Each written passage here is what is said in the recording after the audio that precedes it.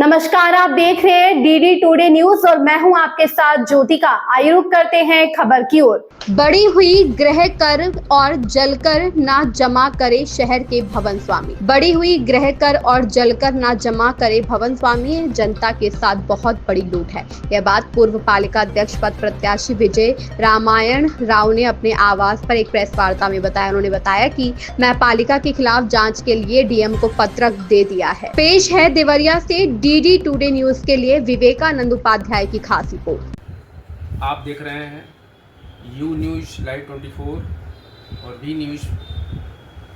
मैं इस समय देवरिया के राघव नगर में पूर्व चेयरमैन स्वर्गीय श्री रामायण राव जी के आवास पे हूँ। इस समय मेरी मुलाकात उनके सुपुत्र और पूर्व प्रत्याशी विजय रामायण राव जी से हुई है। अभी कुछ दिन पहले समाचार पत्रों में नगर पालिका में गृहकर और जलकर के लेकर के आपने जिला अधिकारी महोदय को पत्र दिया था।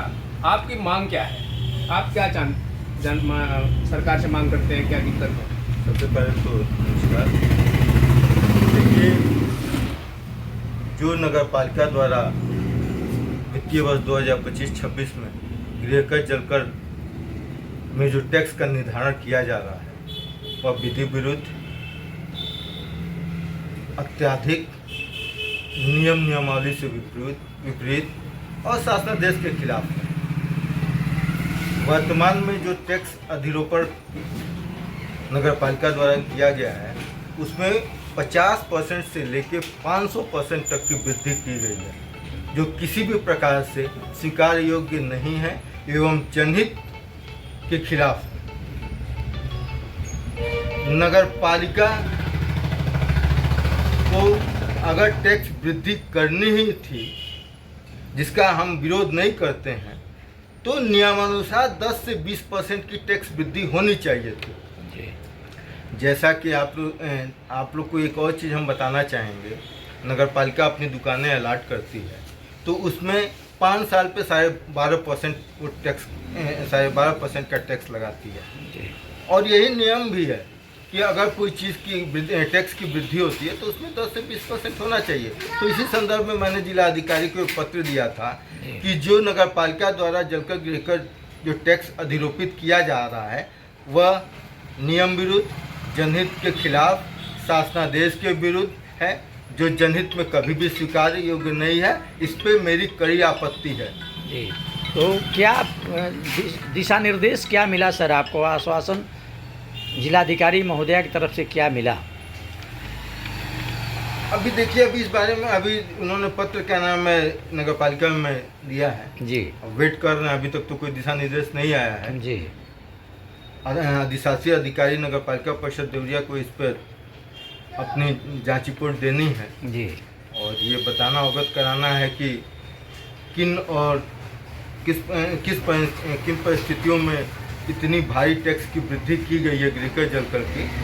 तो हम इंतज़ार कर रहे हैं। लेकिन एक बात जरूर हम कहना चाहेंगे नगरवासियों से कि यह जो टैक्स गृहकर जलकर टैक्स की जो वृद्धि है इस पर लोग अपनी आपत्ति करें। इस समय कैंप जो लगाए जा रहे हैं उसका बहिष्कार करें। किसी भी प्रकार से 50% से लेकर 500% तक की वृद्धि किसी भी दशा में स्वीकार्य योग्य नहीं है और इस पर आपत्ति होनी चाहिए, जिसकी लड़ाई लगातार मेरी द्वारा लड़ी जा रही है। यहाँ भी जिला स्तर पर लड़ी जा रही है।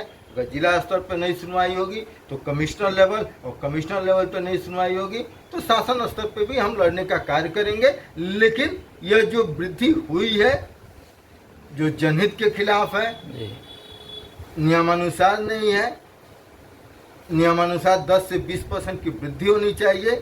इसके लिए हमें जिस स्तर तक जाना पड़े वहां तक जाके जनहित की लड़ाई लड़ेंगे और हमारा यही प्रयास रहेगा कि जो नियमानुसार 10 से 20% की वृद्धि है वो वृद्धि हो और नगर पालिका को भी टैक्स का लाभ हो और आम आदमी भी सुगमता से नगर पालिका में अपना टैक्स जमा कर सके। सर, रोड और नालियों की दुर्दशा है अपने देवरिया नगर पालिका के अंतर्गत।